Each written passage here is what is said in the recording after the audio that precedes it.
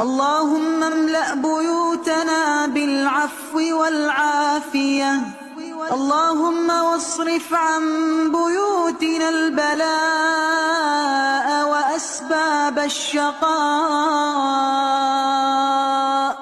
اللهم اجعل بيوتنا تمسي وتصبح على ذكرك وشكرك وحسن عبادتك.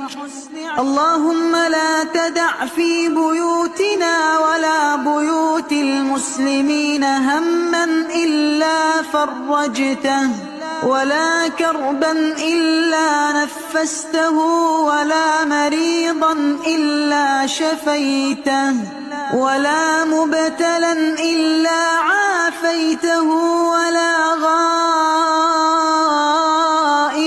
إلا رددته، ولا ولدا إلا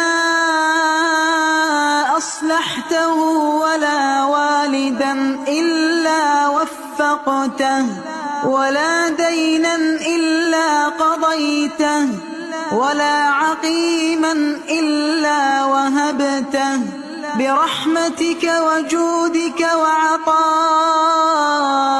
يا أكرم الأكرمين.